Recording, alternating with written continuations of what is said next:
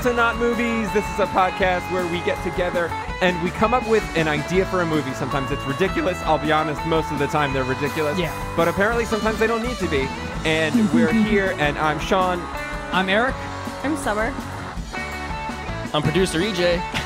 And I'm Anthony. Yeah! Welcome, guests. We've got 2/3 of the Lamayak boys, as they like to be referred to. The host and producer of Let Me Ask You a Question podcast. Thanks for having us. This is awesome. Thank you so much. We are very happy to be here. You're welcome. I'm sorry it took so long. I was a little disappointed. It's all right. I know, but we had a long hiatus there. It's hard for us to get together. Right. And to be honest, the technology aspect of it kind of intimidated us. So, getting all of us together has been, a challenge. So, but we did it. We overcame. We should make a movie about it. Yeah. I feel like you guys are on the ground floor here. This is like going to blow the doors wide open for like how we could do this podcast now. I love it. Yeah, it's going to be great. It's going to change your lives if you're going to get into the Google Hangouts. Ooh, yeah, Google Hangouts. Yeah. And I'm a little jealous. You guys are literally on the ground floor there. You're looking all comfy. I'm digging that. Oh, yes. This chair, this was a gift recently, and this is working out really nicely. Eric's got a nice beanbag chair. Yeah. I've got a office desk chair, and Summer's on the pile just of lying on the floor. With a dog. With a dog. Summer and EJ. Oh, with a dog? Yeah. I don't even see the... Oh, I see the dog. Okay, I'm seeing the dog now. Moving. Now I basically understand. become a part of her. Yeah, it was like a magic eye for a second. The dog kind of popped out eventually. And now I see the dog. Now you can only see the dog. That's the OG. Yeah, exactly. And you can only see my face. You can see, Yes. you can see how are my pores. Beautiful. Looking great. Good. Thank you very much. The only upside is I don't have to wear pants for this. Me I like that. either. And that's the only upside. So, what do you guys want to write about or talk about today? So that's my question for you. Ooh. And also, if I could throw something in there. Did we lose picture there? We are, we are sort of a movies podcast too. So I always like to start and ask, like, what's your guys like? If do you have a favorite kind of movie? Are you movie buffs? Do you have any sort of favorite movies that you like? There was a time when I was a movie buff. It's actually I've been bemoaning this for the last 2 years. I've been kind of getting more and more vocal about the fact that I just don't watch movies anymore. I used to do it so much more. There's so much good TV. There's so much good TV, and it's kind of killing that go out into the cold weather. And I just sit at home now and I'm watching good TV. But it's really sad because I really used to love movies, and now my attention span is real shitty. Yeah. I've gotten so dumb. I mean, not that I was ever smart, but now I'm like dumber than I was. I don't know if like attention span and intelligence have that much to do with each other, but yeah, maybe not. It's like Frank, the smart goldfish, right? Yeah, maybe his attention span wasn't great, but he's very smart. He's making that movie references. See, I got backstories, baby. Oh man, winning some big points here.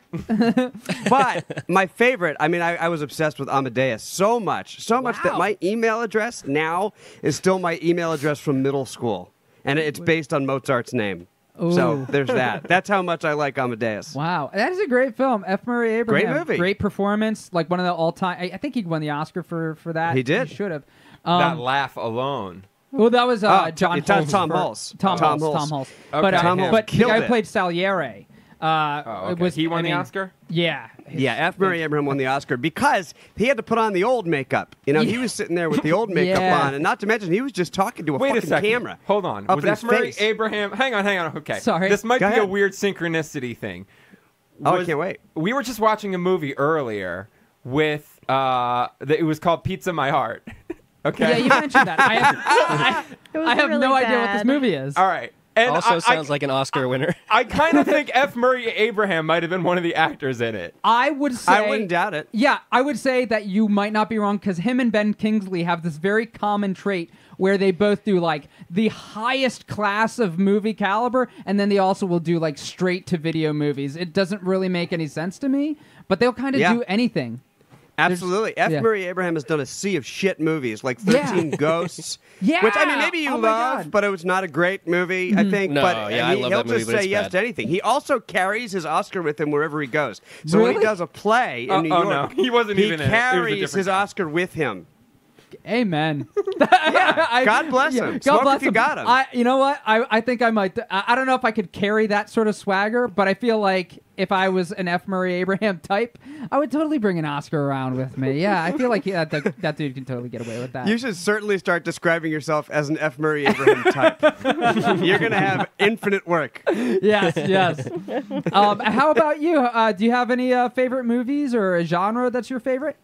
Well, I was actually thinking about watching movies with Anthony growing up. Because we've known each other forever. And a movie that I know that we've both watched together like a million times would be Robin Hood Men in Tights. Oh, yeah. Love that movie. Great movie. So, yes. like, I'm a big fan of comedies. I'm a big fan of all movies, but like everybody, I don't find time to. Now I watch a movie and I get anxious, I think because I'm either extremely busy and or I have to edit 16 podcasts and or so I don't watch a ton of movies now or TV. Not to be one of those people, but I want to.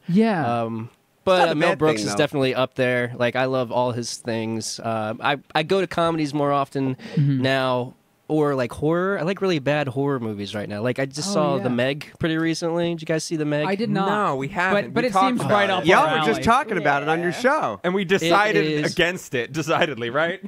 Didn't we decide not to see it? I mean, it doesn't mean we're never gonna see it. It does seem like, and literally, it seemed like our brand. You guys, we were literally watching Deep Blue Sea right before we came up here.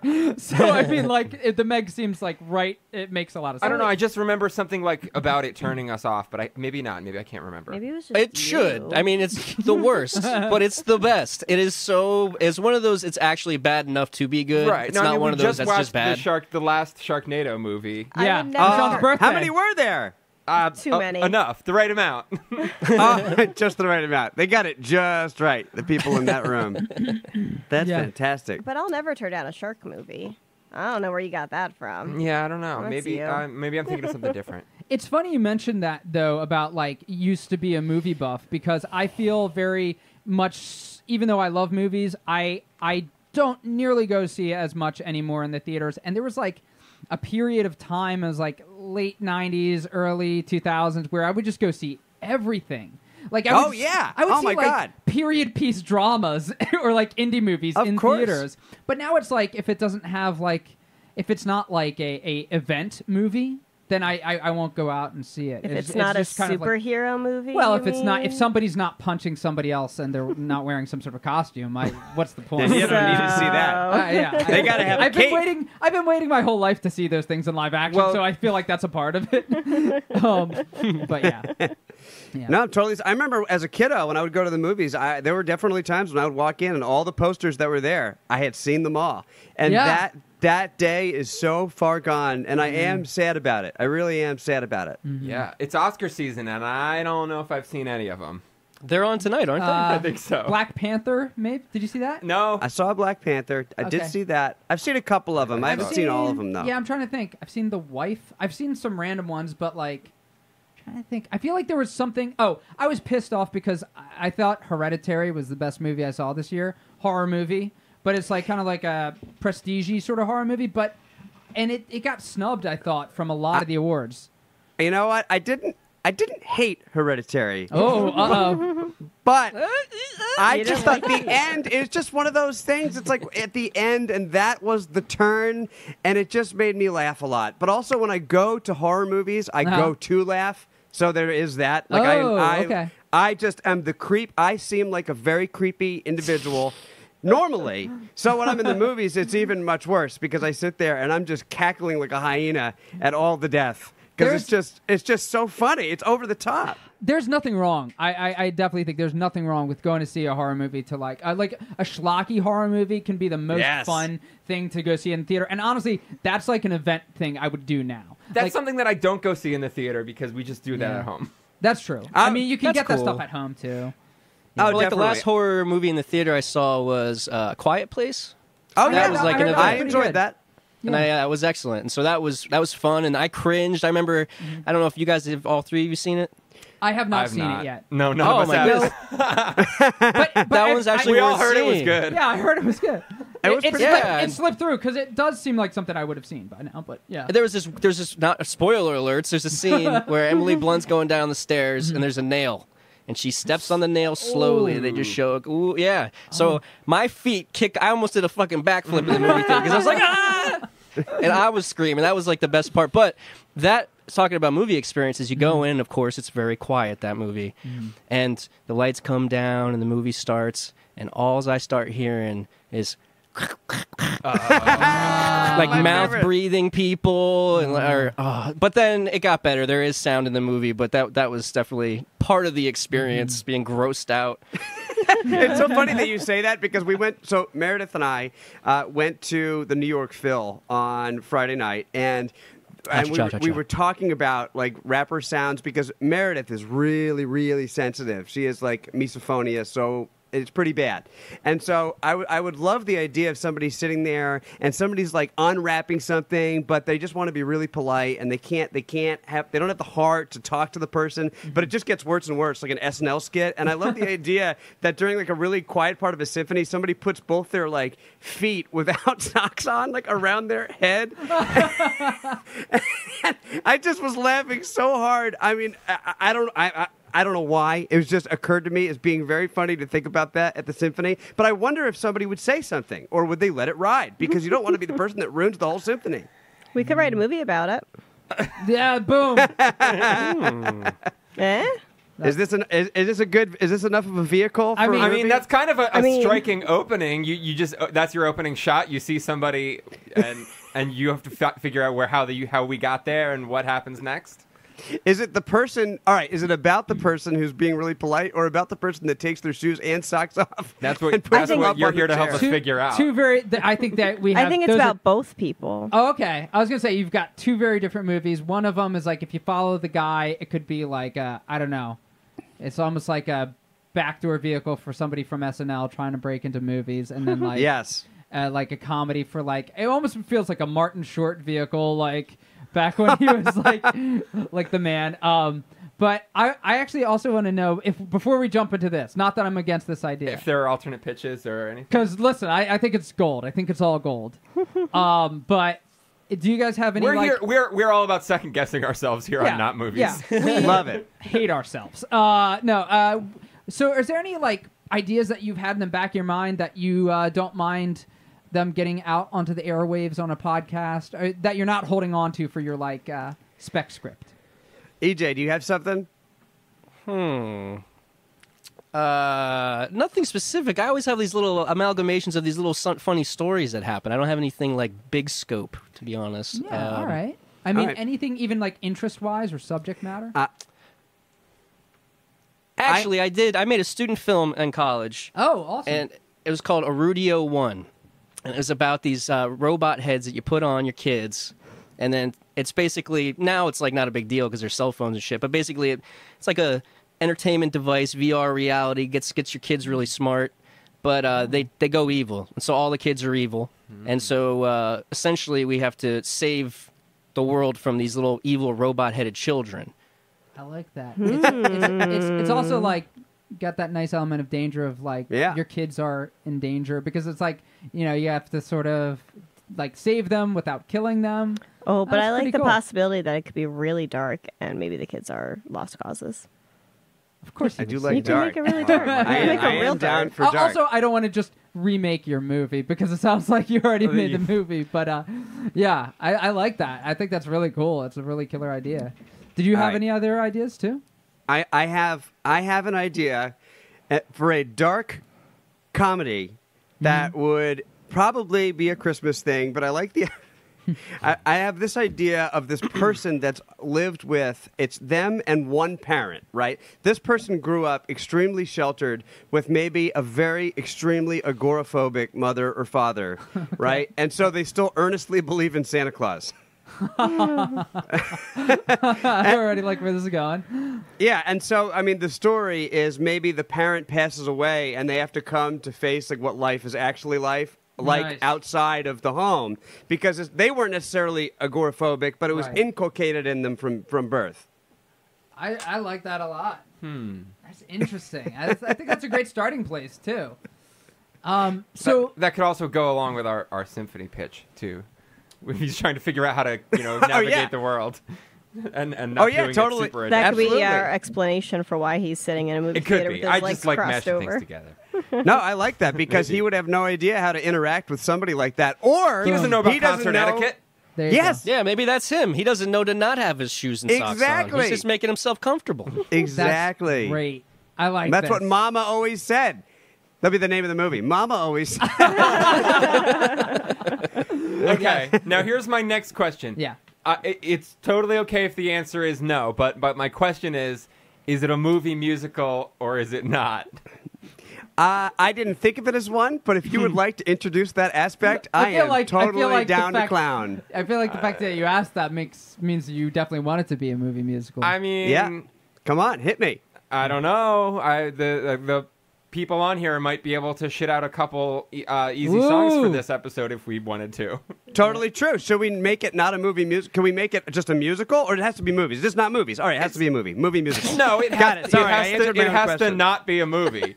So Right. it can It's be very a, It could be confusing, a stage thread. production. Yeah. it could be as long as by the end of the episode we haven't come up with a fully filmed and produced movie, then we've done our job. Well, I always thought of it as like if these don't get, as long as these podcasts don't get made into movies at some point, then they can stay. and we're not breaking any rules. We're not breaking any rules. Yeah. The second Hollywood finds this podcast, we're done. It's over because we're sitting on gold. Like, Yeah, or is it protected because this has been released? I have no idea how that works. Like, is this intellectual property now that it's on the air? I think it I would don't be a know. very interesting legal battle that I would watch a movie about.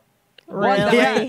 one that we might have to take part in someday. I mean, yes, the day that you three find yourselves in court, I think that's going to be a wild success. Oh my That'll God. be a good Yeah. thing, no Oh matter my how it God! goes down. I don't want to be like 75 in court talking about like Airbud and how I stepped on the property of Airbud by making that episode. That's way more than I Oh. committed to when agreeing to do this. Yeah, Summer doesn't even like doing the podcast now. No, I mean, like, come on. No, I don't. I admire your candor. That's amazing. No, I don't. but I'm you're a very good sport. honest. You're a good sport. I Yeah. love that. I'm easy. I mean, I'm sure that's how EJ and Greg Man feel on the Mayak. So, it's not far off. And that's 2 out of 3. I'm the only person who might enjoy it. It's hard to say. We said don't it. have to get into that now. I told them that I will not travel for this. I have to just stay at my house. And Yeah, have you've no got a dog commitment. on you. Yeah. Got to have a lap dog. Yeah. Uh-huh. It's part It's of in the it. rider. Yeah. Yeah. The Yeah. farthest Yeah. she's traveled is our porch. We did a couple episodes from our porch. Yep. Yeah, Oh, you're that's lucky. nice. That sounds cozy. I like that. I mean, you do have a nice setup there. You got like a studio. I mean, there's a drum set. That's amazing. Yeah, I don't it's- have a drum set. That's part of the reason we bought our house, because so I could have a nice big room. I thought you were gonna say they threw in the drum set. Yeah, no, that No, was we here. brought that with The us. drum Just set. also- The drum set is structural. Is this where you filmed Sean and Dave as well in that space? Uh huh. Yep. Nice. That's awesome. So this, Shout out to that podcast, Yeah. right? Come on. Yeah. I mean, Dave Trum's a piece of human garbage, but yeah, absolutely. No, I give him, I give him. Wow, shots fired. Yeah, no, it's just a long They got on-running beef. thing. We got beef. Basically, Yeah, fuck because, him. because Sean told me that he was having another podcast during this podcast, and I got very territorial. So Dave Trum is a delightful human being that I'm very rude to every time I see him. All right. I love that guy. Yeah. So this character, I'm trying to think of like, is the whole. I like this whole angle. Like the biggest sort of like mystery at the center is this like, could it be that like the Christmas season is coming, and like, is there this sort of looming thing? That Here's he's- kind of let me just put out my thoughts real quick Yeah. because they might Get not in be there. here in another minute. Yeah. I'm sort of just thinking of the arc almost as like his mama always said, like, you know, at home you're safe.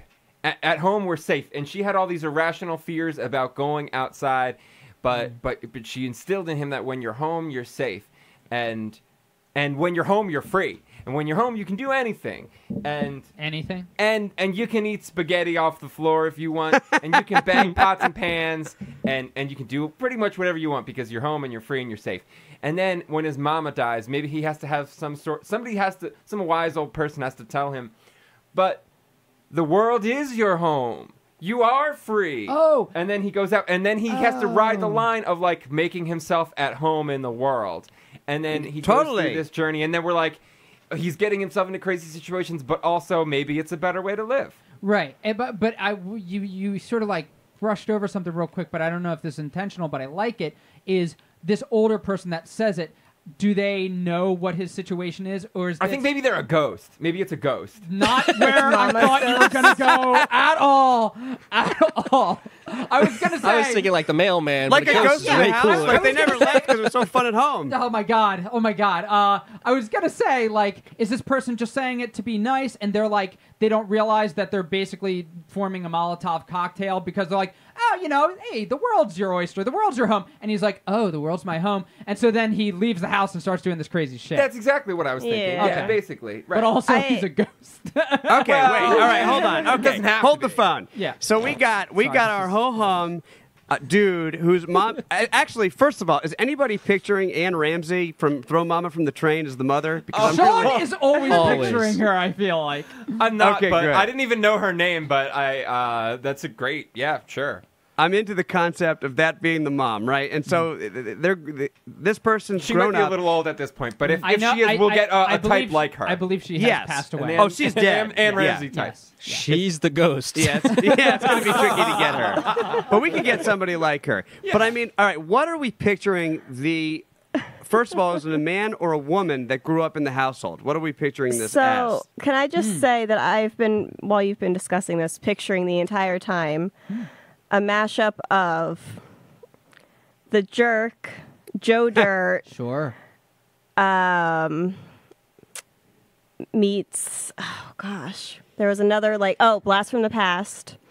Okay. And with a little bit of like Dick Van Dyke. Oh, so we just need to throw Waterboy in there too because you said Mama always said. Yeah, we could do a little Adam Sandler. But especially The Jerk, I feel like. Yeah, I really picture The Jerk. His lack of understanding about the world. Yeah, that's interesting. That's a good point. That naivete. I feel like naivete. He's so weird to the point where people like are like maybe the audience is questioning if he's like an alien because you don't know the backstory. Well, how much story do we know? Like Michael Fassbender, and it's like extra creepy. well, if it's Michael Fassbender, it is like, oh my God, this indie hit, like this cult hit that's gonna it's gonna get. No, it's got to be a comedy, right? I know. Yeah, I just can't imagine him in a comedy, but that could be really funny. That could be really funny, especially if he doesn't step out of the Fassbender thing and plays it straight. Like, it would be really interesting. Oh, so creepy. Okay, so all right, I'm totally on board with that. Since you said, I'm just gonna throw out my what I was picturing there. Since you said SNL people before, I was thinking Bobby Moynihan. Okay, sure. Huh. I mean, I think he's always hilarious, honestly. I think he would be a solid choice, but interesting. Maybe for the mother or for. I think he can do both. Let's do both. Oh, Bobby Moynihan in a wig, and it'll Bobby be really Moynihan. like a Norbit vehicle for him. Oh gosh. I think that he's great. I think that's a great choice. Somebody like that. All right, so we're picturing a mother and a son. That basically, it's a mother and a son happening here. Because one of the reasons for the mother's phobia is because the husband went outside, never came back. Went to go get milk or something. I love that. I can see that. Good. That's good. Yeah, there's some grief and coping going on. All right, so we got the beginning of the movie is these people are living out their very sheltered life together. No, in I this think home. the beginning of the movie is he's at the New York Phil and he's got his feet and he's sort of like half figured out life by that point, and then we flash back and figure it out. Okay. Oh, it's done in flashbacks. Kind of maybe like at the point where he is at the New York Phil, he hasn't really figured it out, but he's kind of been in a rut. He's figured it out enough to where he can function in society, but he hasn't figured out any sort of real purpose for life, maybe. Okay. He has his feet all crisscrossed around his head. What do you mean he's functioning in life? He can get by. He's not getting arrested for it. Okay. What does he? Okay. Yeah. What does he want? He's making himself is my comfortable. question. That's a good question. He wants to be home again with Mama on the surface. That's what he wants on the surface.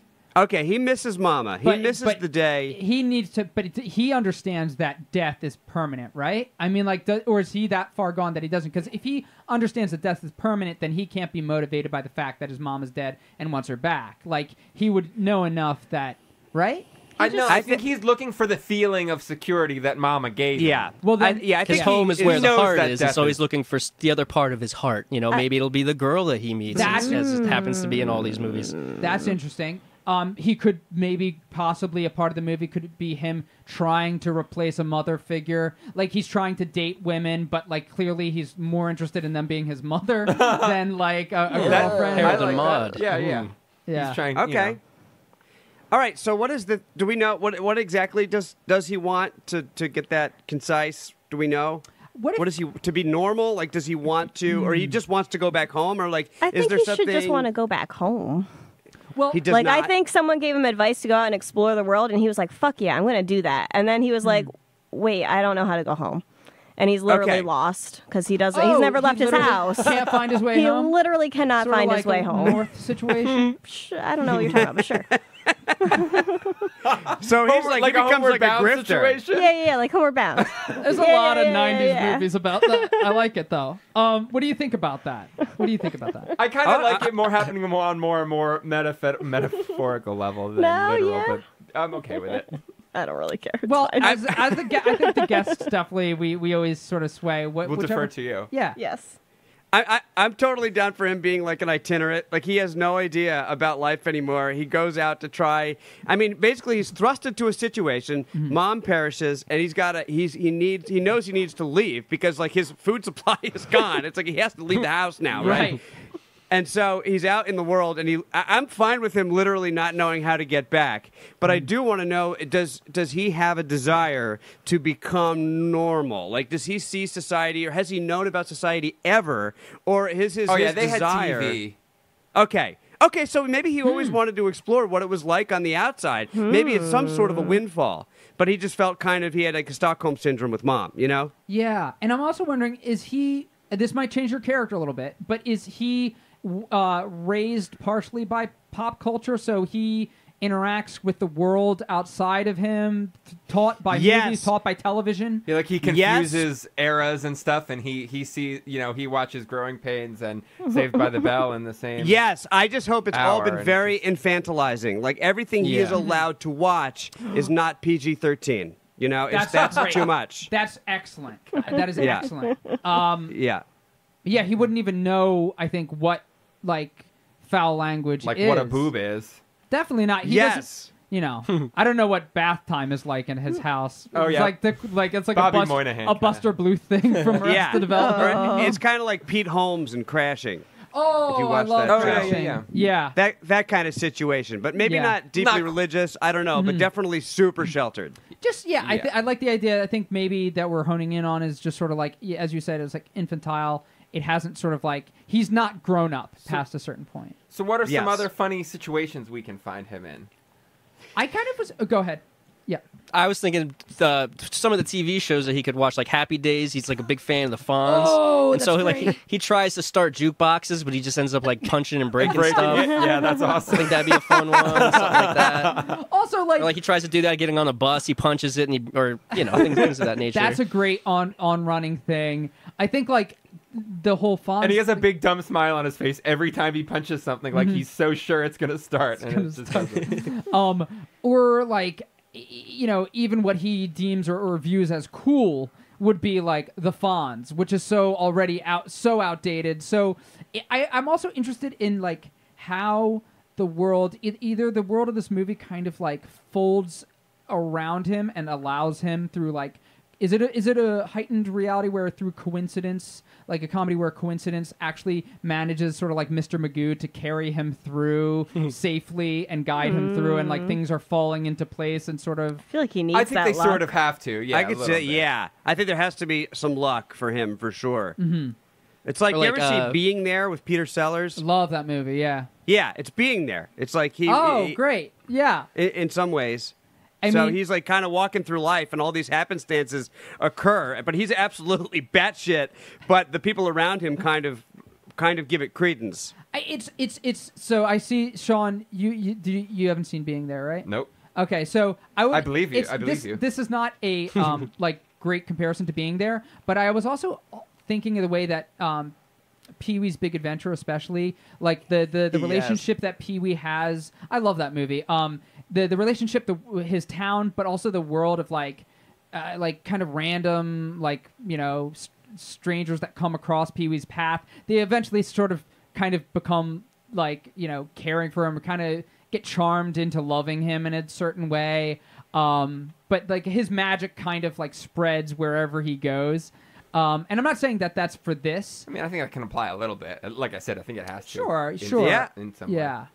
I'm down. I was thinking that scene too, the biker scene. I was hoping that there'd be something like that, where like our character goes somewhere and plays tequila to try to diffuse the situation, but completely backfires on him for some reason. Yeah, for the obvious reason, I guess. I think maybe this guy. Yeah, go ahead.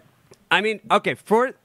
I'm sorry, I'm hung up on it, but I'm still hung up on his desire. What is his basic want? No, that's I like think what if it's something like he wants to meet one of his heroes from the TV, but it's something that's like either out of date or doesn't exist anymore, but he's earnestly going through life trying to find, like, his goal. I mean, is Henry to meet Winkler this person. is an obvious choice. Yeah, let's get Henry Winkler in there. I love it. He wants to meet the Fonz, the epitome of cool. Yes, he is the epitome of cool. Or maybe he doesn't want to meet Henry Winkler. Maybe he wants to meet the Fonz. Yes, the Fonz, I like it. The Fonz would know what to do if his mom died. Yeah. You know, according to this guy, like the Fonz has the answer to everything.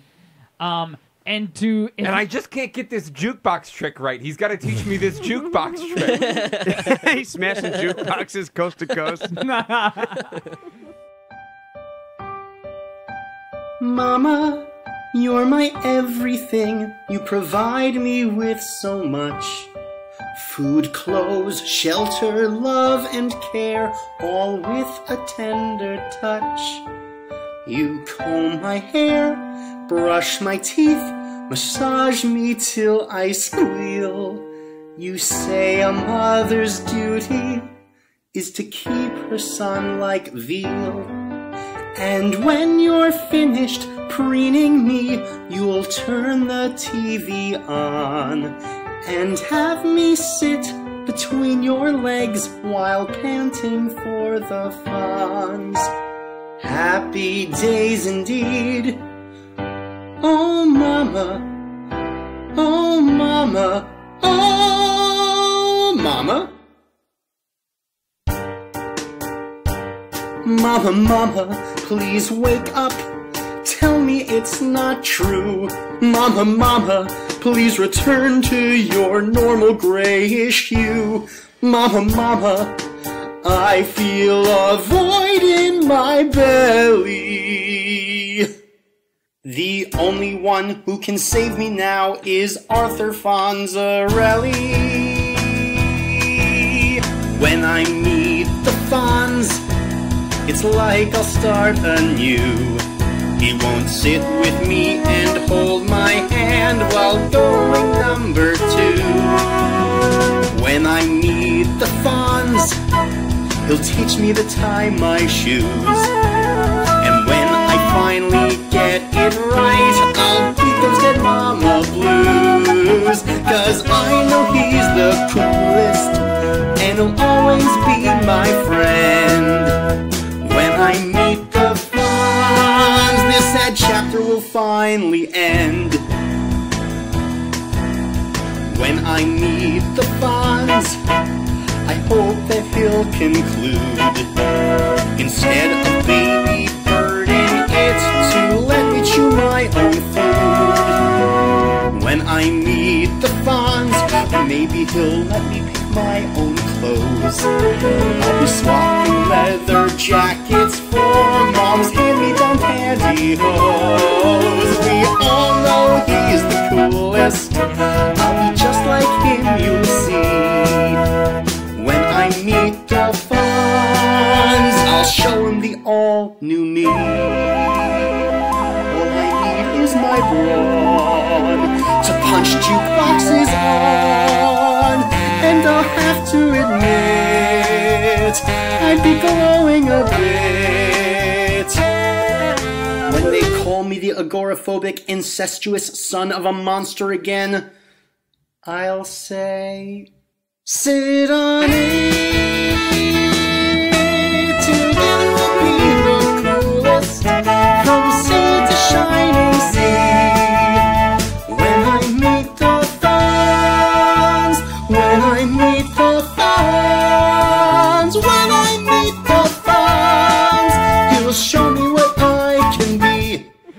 Okay, I like this. All right, so he's out in the world now. He really wants to meet the Fonz. This is his goal, is to find the Fonz somewhere. So it becomes kind of like a journey movie. Yes, a road I think trip maybe movie. at some point he wanders through like a Comic-Con and he sees all these characters that he's familiar with, but look a little different. Maybe he sees, a version of the Fonz, but it's not really him.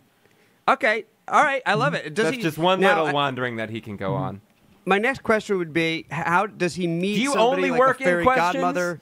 What was that? I said, do you only work in questions? I do. Okay, you're so on brand. That's great. I am. It's great. I am. It's how I figure out anything in my life. Is just to keep asking questions, and somebody has the answer. Somebody out there always has the answer. And I feel good about it. Yeah. Do they email you guys? Because they don't get back to us usually. So does he meet somebody? Like, who ushers him through? Like, who is his? Who gets him across the river Styx? Like Sharon or whatever the fuck his name is. I think he keeps meeting people along his journey. I kind of think that I'm a little torn because I think the Comic-Con thing is kind of helpful, but I'm not quite certain that you're going to run into like a lot of Happy Days cosplayers at Comic-Con, but that's going to be us for sure at the next Comic-Con.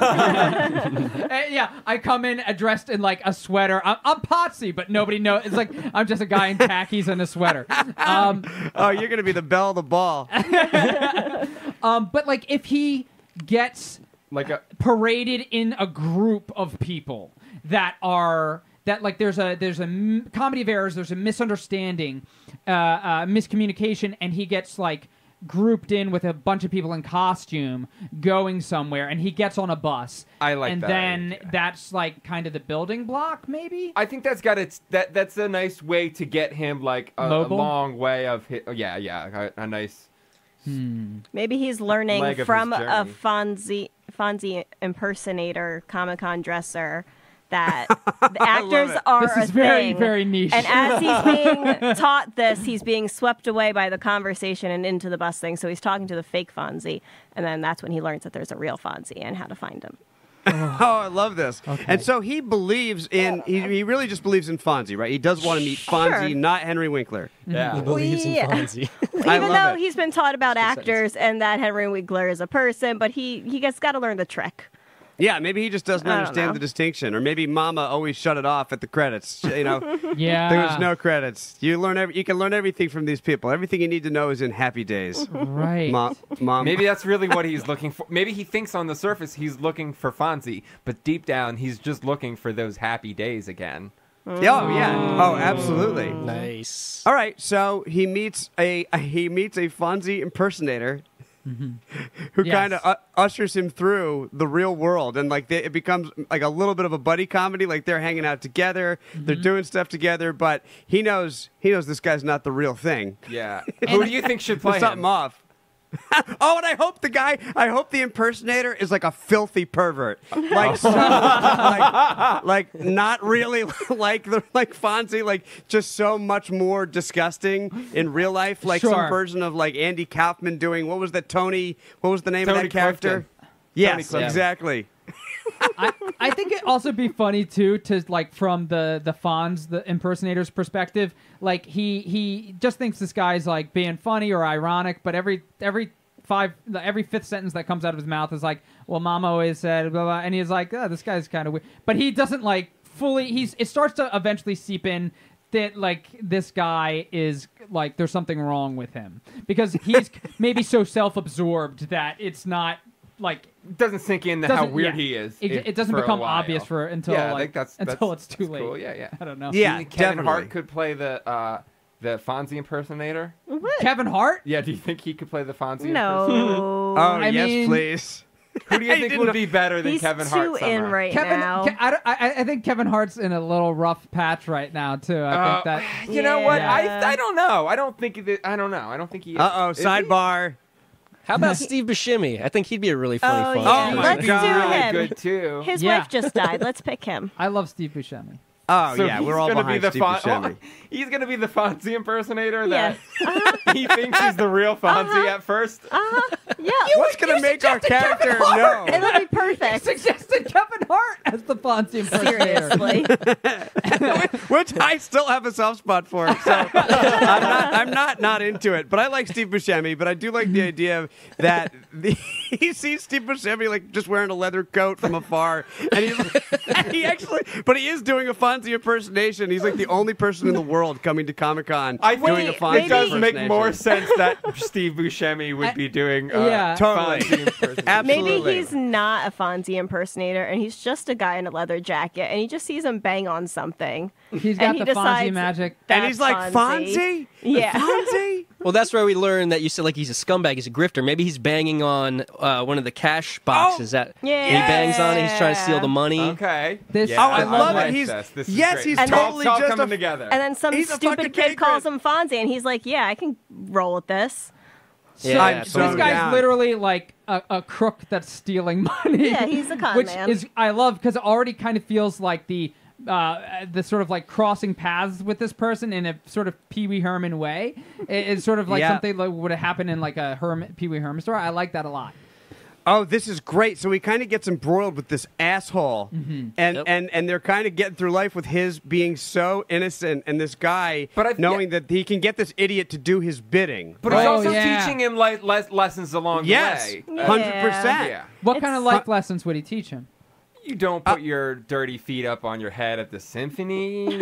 You don't. Wait, this guy's hanging out at symphony. You don't put your whole mouth on the water fountain. Ooh, that's a good one. I was thinking more like hooker etiquette, but I'm into that. What are some hooker etiquette? Which, by the way, he's still a virgin up until this point. 100%. Oh, absolutely. Yeah, absolutely. Right? Wall-to-wall virgin. Does he lose his virginity in this movie? Yes. Yeah. Oh, yeah. Steve Buscemi definitely gets him laid. To Kevin Hart. Definitely Kevin Hart.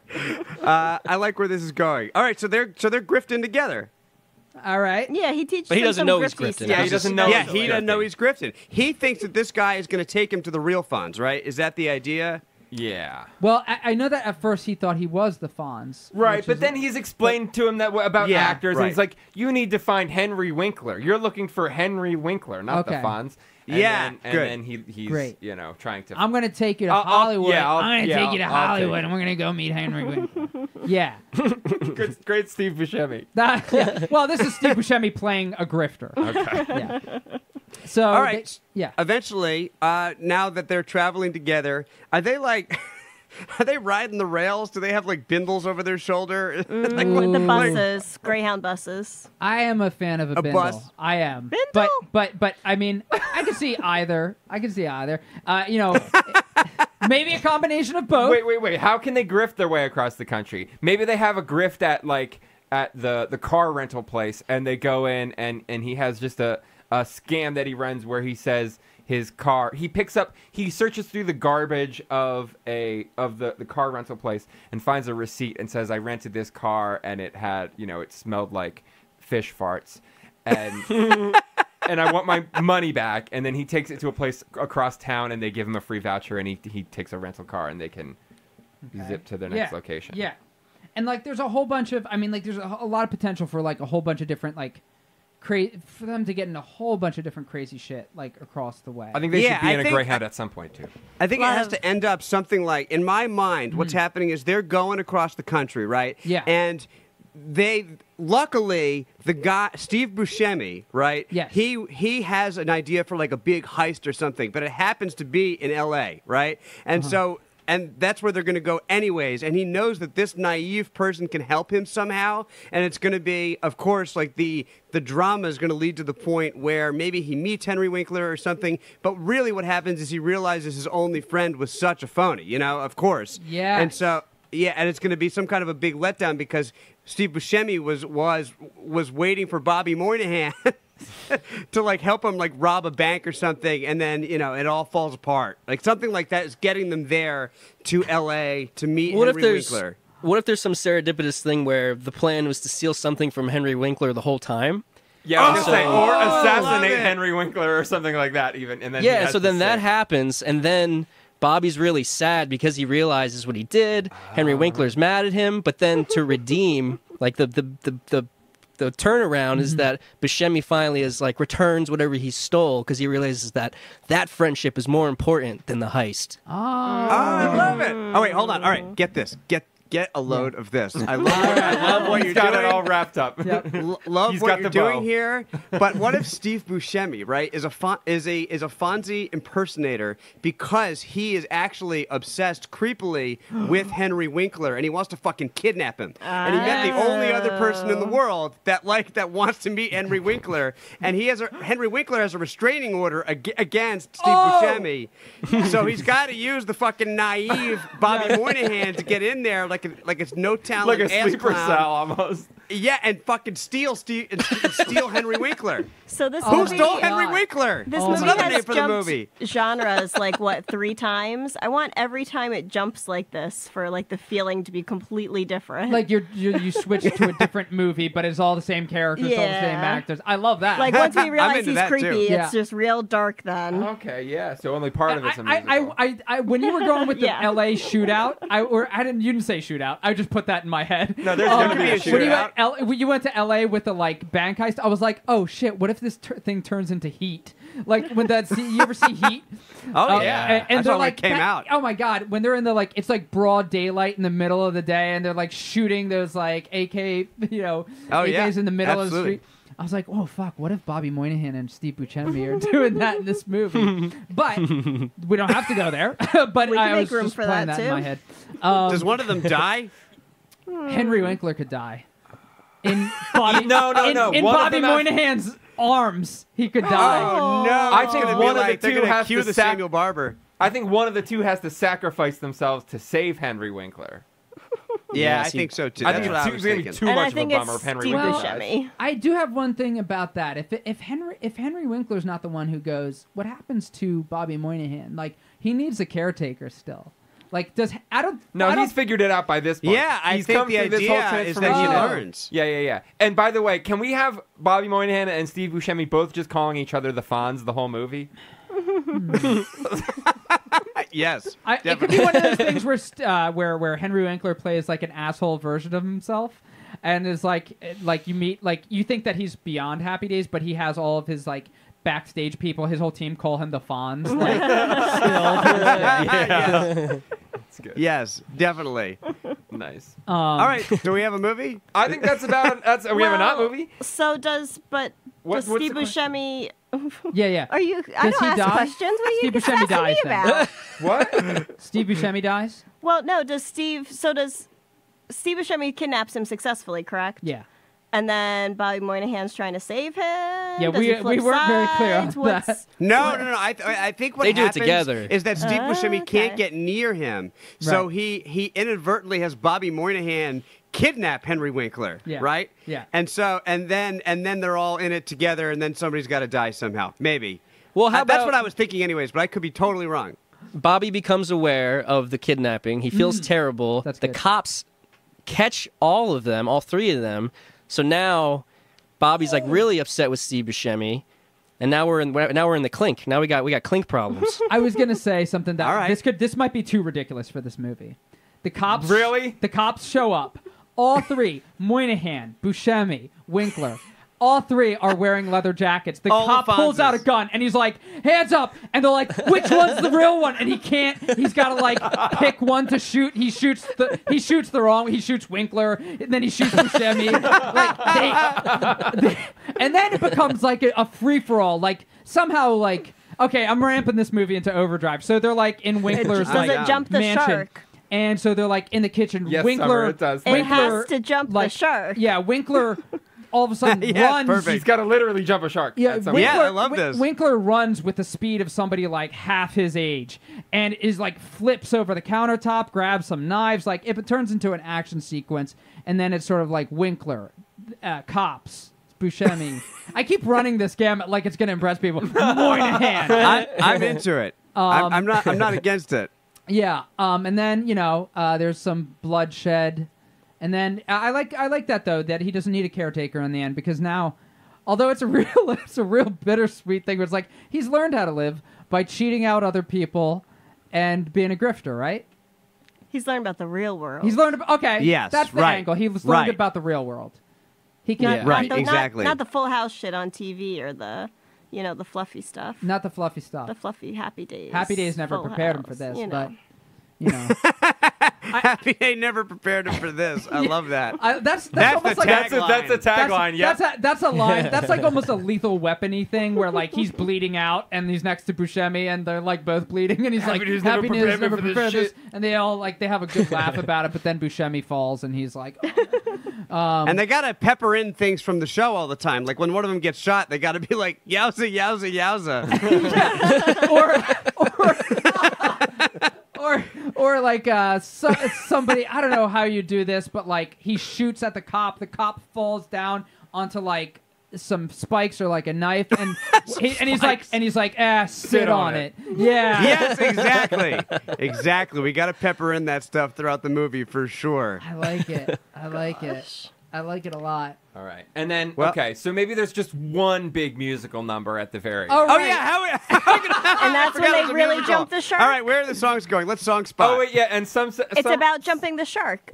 Yeah, there's got to be something about jumping the shark. You were saying that the whole time, and then I was kind of like... And you're not picking up on it. Yeah. No, we have to have that. That certainly has to be part of this. That's 100% And I think accurate. that's the musical number. Yeah, absolutely. It's one of the myriad musical numbers, but it should involve jumping a shark. Absolutely. Possibly their escape with Henry Winkler is going to involve jumping over a shark. That's perfect. That's all I want. Good throwback. Do they try to jump the shark and not make it? And they all get eaten? Roll credits? How many times we've had them die a couple times That's how now? Henry Winkler I don't know. dies. I think they need to successfully jump a shark at some point. All right. Yeah, they successfully jumped the shark seems like an interesting irony. That's how Henry Winkler can die. He doesn't jump the shark successfully this time. He's not as young as he used to be. Yeah. He doesn't make it this time. Okay. All right. I'm just trying to think of how the hook goes. Oh yeah. No So, pun okay, intended, how many? but- We need to like song spot. There's got to be songs all over this movie, right? There's got to be the I want to meet the Fonz. That's a song. That's for like sure. in his childhood bedroom. He's like on top of the bed. He's like it's a big. We get to know him. That's playing air guitar. Yeah, it's probably the intro musical number, right? Definitely. I mean, it's definitely one of the first songs for and sure. Maybe like we get a song, maybe like a duet with Mama, and she's like, "You're not gonna leave this house" or something. and then she fucking dies at the end of the song. Fucking over my dead body, you will leave this house. Yes. That's a great time. I think really go against the grain, and like mid verse, she has a heart attack, and really cuts the music out flat. I like that. Yeah.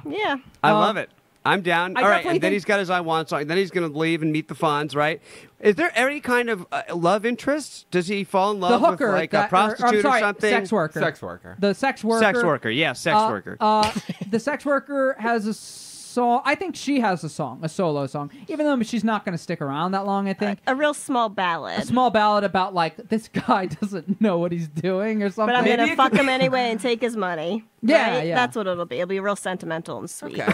Either that, or maybe it's like a duet where they're in different rooms. Ooh. Maybe she's in the bathroom and you get that split screen and they're kind of singing parts that are unrelated, but go together. I definitely think like Buscemi's got at least Buscemi's big ballad. Oh yeah, is he's got like something. It can't be all ballads. We need another I'm up-tempo sorry. number next. I'm not. only I one don't come ballad. from music. I call these all ballads. Okay. But he's got like a fun number about like showing him the ropes. It's and, like a calypso Oh, tune. definitely. The You know, montage. Got to have a big montage number for Yeah. sure. I He's was just thinking essentially about the sex worker song again, actually. It'd be really cute if she was singing about how she needs to find her Johns, and then he's singing about how he needs to find the Fonz. Oh, that warmed my heart. That's what we're going that is for. goddamn adorable. That was goddamn adorable. All right. That's really cute. I gotta find my Johns. I see the sex worker character, and this is probably because I have got Pee Wee Herman on the brain now, but like a real E.G. Daily character, like she's the one that's like Pee Wee's girlfriend, and she was the voice of Tommy Pickles on Rugrats. She's like really quirky. Oh, yeah. You know what I mean? Yeah. Yep. And she was on Friends as Phoebe's rival. Oh, okay. That's all you need to say. That's Yeah. You should have started with the Friends reference, Eric. You know. I know who you're talking about. Now, is there any love actually between the sex worker and the protagonist and Bobby Moynihan? I think it's just kind of fleeting. They teach each other something, and they have a great time. Like she doesn't come along. Maybe for she the doesn't ride. charge She him. Maybe she doesn't charge him.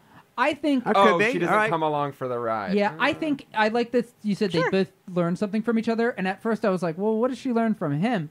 He learns a little from her, but he can be like teach her the Tao of the Fonz, which is like, be cool, like follow your dreams. I guess. I Well, mean, I don't there's still think the good Fonz guys is- out religion now, there. too? Maybe like. What? The world has been cold and cruel to her, but he's a pure soul. He's a diamond in the Yeah. rough. So there's still hope. And Totally. Yeah. And he just, I don't know, teaches her that, Optimism. "Hey," and then like she just starts doing that and like lets stuff roll off her back, maybe. Yeah, I think there's something that she ends up wanting to protect him somehow. I feel Yes. like she gets embroiled in this too, and they're all in this together. I feel like as they're traveling to what they don't know because Steve Buscemi has not told anybody that they're going to kidnap Henry Winkler. Yes, which I keep forgetting about, but yeah, that's great. Maybe Right. maybe she gets left behind, but then she pops up again later. I think she could 'cause kind she of goes be looking the, like, for him. Yeah. Okay. And originally, like my idea was that like he finds a like an unhealthy relationship mother figure just to like replace his old unhealthy relationship mother figure, but maybe it doesn't become that. Like I was gonna say, like if she comes back, it would probably be to save him, like actually like literally save his life. What if she literally saves his life doing some sort of like motherly task that he can't do himself? But I don't know how it'll work that in. He's trying to run away and she ties his shoes. Maybe that's the one thing he couldn't. That's the one thing he couldn't figure out how to do yet. She lays his Well, clothes he out never for had to him. wear shoes while he was in the house. That's true. He was not. Yeah, I think that makes sense. I That can be do his- think there's also a version in the movie where like the whole like kind of visual motif of Bobby Moynihan's character is like he's got a leather jacket that's like doesn't fit him right. He's kind of like dressed like the Fonz, like real haphazardly, but he's got these big white Velcro shoes. Yeah, Yeah. I like it. And Steve Buscemi gets some sneakers along the way with laces. Yeah. And it's a challenge. During and a the struggle. makeover montage? Yeah, of course. What song? Oh, yeah, gotta that's have a the song. makeover. I was like, you could play Pretty Woman, but then I was like, no, wait, it's a musical, so you need. You need your own song. Yeah. There'll be a different All right. makeover song. So how? What is the end again? Tell me the end again. Henry I have no Winkler idea. dies. Steve Only Buscemi- Henry Winkler. No, They it's jump and over Steve a Buscemi. And shark. Steve Buscemi. So possibly by jumping a shark or not. So we're jumping. just left with Bobby Moynihan and the sex worker. Yes. I guess so. And then the sequel is they have to find their way home. Well, this is a franchise. Yeah, right. Whoa. Yeah, definitely a franchise. No doubt about it. And they take the shark with them. Oh. So it's a shark, a sex worker, and Bobby Moynihan. And they're gonna like start their own show. Maybe they're hoping Yeah. Henry Winkler survived inside the shark. And that's a surprise later in the second movie. Definitely, you hear it calling out to them. It only Yes. speaks through the shark opens its mouth, and you hear Henry Winkler's voice I coming was out like, of the hey. shark I mouth. thought you were Yeah. going to say, in the sequel, it opens with the shark's perspective on the whole entire first movie. Say Henry Winkler is just back in the second movie, and the shark is on the wall. Or I mean, the shark starts walking around like a human, but you realize that's just that Henry Winkler's jammed his It's fist that in like one. the flippers. That's the one. That's what we do. That's the winner. Is that too He's much? wearing the shark as a shark suit. It'll be like Tusk when you think he's going to get out of Oh, that yeah. walrus suit and then he Right. just lives in a zoo. Yeah. Spoiler alert. Yep. Yeah. Oh yeah, spoilers. Spoilers for a movie that came Spoilers. out for a couple years ago. All right. Well, I think we have a real hit, not movie on our We hands. did. I think we did. Yeah, We- I know that we originally wanted to call it like Mama Yeah, right. We don't even know anymore. Yeah. But now I kind of like the Fonz and me, or Fonz and me, or Fonz and Johns. Anthony came up with one stealing Henry Winkler or something like that. Who stole Henry Winkler? Which I Who stole Henry Winkler? I like that. I like that too. Yeah, that's really do good. That one. That way you have a name to sell it too. Yeah, that hot A-list name, Henry Winkler, who I'm not shitting on. I love Henry Winkler. No, he's amazing. And we Barry, absolutely have to have somebody else play Henry Winkler. Oh, really? The real joke in the end. Kevin Hart. Kevin Hart. Perfect. Kevin Hart. Boo, Kevin Hart. Nailed it. Sorry. That's a nailed it Kevin moment. Hart, I think, has changed as a person. I don't think he is who he once was. I think he hasn't apologized really yet. I haven't seen him apologize yet, but not to get into all that. Well, when he listens Jumanji to this, was a good movie. Well, I don't want to fall on the wrong side of this, so I'm certainly not going to defend Kevin Hart too hard either. I can't wait till he calls in to Not Movies. Do you have a phone number to call into or an email address? Don't call in to let me ask you a question at 929. Are you kidding me? something. Are you kidding me? I would love that heat. I would love it. Oh, hell just yeah. to find out that he amazing. listened? Oh, my God. Yeah. All right, well, let's wrap it up. Thank you guys so much. Thank you. Plug your stuff. We love you. This has been amazing. We had a wonderful time. Thank you. Where can we hear more of your beautiful voices talk? Hit it, EJ.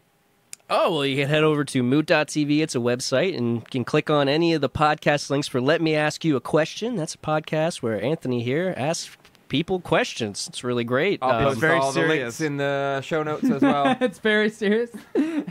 I know. If I could just add to that. I just listened to it today. I don't know if that was on podcast or not earlier, but I just started listening to it today, and I burned through a couple, and it's freaking hilarious. I don't think there've been a couple fairly serious questions. Have you done any serious ones?